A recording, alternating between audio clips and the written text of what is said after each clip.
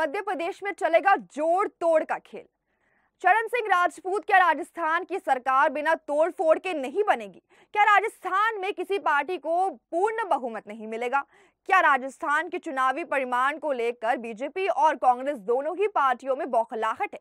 यदि ऐसा नहीं है तो अभी तो मतगणना भी नहीं हुई है और नेता राज्यपाल से क्यों मिल रहे हैं? कांग्रेस की ओर से अशोक गहलोत तो बीजेपी की ओर से वसुंधरा राजे राज्यपाल कलराज मिश्रा से क्यों मिली है? दरअसल किसी भी चुनाव में यह माना जाता है कि मतगणना के बाद जो पार्टी सबसे बड़े दल के रूप में उभर कर सामने आती है उसे राज्यपाल सरकार बनाने के लिए आमंत्रित करते हैं। राजस्थान में तो गजब की राजनीति हो रही है कि मतगणना अभी हुई नहीं कि सरकार बनाने के प्रयास शुरू हो गए हैं। तो क्या कांग्रेस और बीजेपी दोनों ही पार्टियों को निर्दलीयों और छोटे दलों से जीत कर आने वाले विधायकों की खरीद फरोख्त का खतरा है?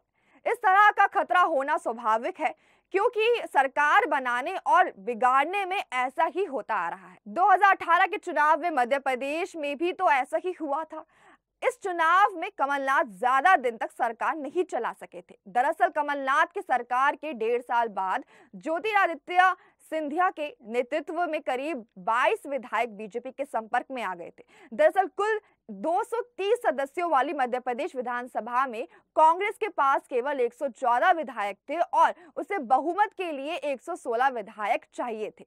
ऐसे में कांग्रेस को 4 निर्दलीय, 2 बीएसपी और 1 एसपी विधायक का समर्थन मिला था। इस तरह कुल 121 विधायक उसके साथ आ गए थे। वहीं बीजेपी के पास उस समय 108 विधायक थे। इसी दौरान कांग्रेस नेता ज्योतिरादित्य सिंधिया ने कांग्रेस छोड़ दी और 22 विधायकों ने विधानसभा से इस्तीफा दे दिया। इसके बाद एमपी में कमलनाथ सरकार गिर गई थी। गोवा में भी कुछ ऐसा ही हुआ था। कुल 40 विधानसभा सीटों के लिए साल 2017 में जब चुनाव हुए थे तो नतीजों में कांग्रेस सबसे बड़ी पार्टी थी। उसे कुल 17 सीटें हासिल हुई थी और दूसरे नंबर पर बीजेपी रही थी।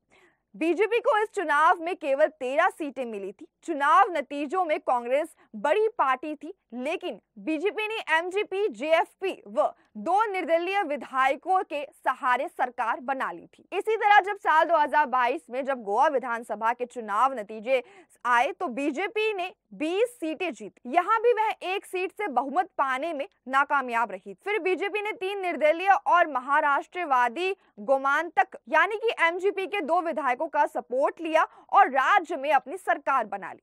कर्नाटक विधानसभा में भी ऐसा ही हुआ था। कर्नाटक में 2024 सीटों पर 2018 में हुए चुनावों में भारतीय जनता पार्टी बीजेपी ने सबसे अधिक सीटें जीती थी। उसे कुल 104 सीटें हासिल हुई थी, लेकिन जेडीएस कांग्रेस ने गठबंधन करके 120 सीटों के साथ सरकार बना ली थी। क्योंकि कर्नाटक में बीजेपी अपने लिए एक अहम राज्य मानती है। अगर उसके हाथ से कर्नाटक निकला तो उसके लिए दक्षिण भारत का दरवाजा बंद हो जाएगा। यही वजह है कि बीजेपी ने यहां पर अपनी पूरी ताकत झोंक दी। साल 2019 में कर्नाटक में बीजेपी ने खेल खेला था। यहां जेडीएस कांग्रेस की गठबंधन सरकार थी और एक समय ऐसा आया कि इस सरकार के 16 विधायक बीजेपी के संपर्क में आ गए। इसके बाद 6 महीने भी नहीं बीते और जुलाई 2019 में 14 महीने पुराने जेडीएस कांग्रेस सरकार गिर गई थी। हरियाणा में साल 2019 में हुए विधानसभा चुनाव में बीजेपी ने जननायक जनता पार्टी से मिलकर सरकार बनाई थी। यहां भी चुनाव के दौरान काफी गर्मा गर्मी रही थी, लेकिन नतीजों के बाद तत्कालीन भाजपा अध्यक्ष अमित शाह ने साफ कर दिया था कि राज्य में बीजेपी का मुख्यमंत्री होगा और उप मुख्यमंत्री पर जजपा को दिया जाएगा। भाजपा ने यह सरकार बनाने के लिए पहले निर्दलीय विधायकों का समर्थन हासिल किया था, उसके बाद जजपा से बातचीत की थी।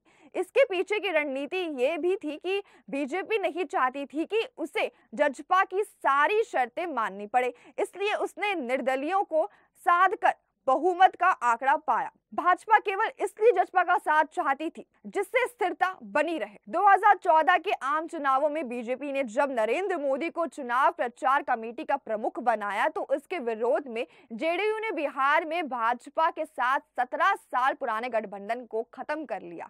2014 के लोकसभा में मिली असफलता के बाद जेडीयू और आरजेडी ने कांग्रेस के साथ मिलकर 2015 के बिहार विधानसभा चुनाव में 7 चुनाव लड़ा और बिहार बिहार में सरकार बना ली। लेकिन 26 जुलाई 2017 को नीतीश कुमार ने बिहार के मुख्यमंत्री के पद से इस्तीफा दे दिया और 20 महीने पुराने महागठबंधन से पार्टी को अलग कर दिया।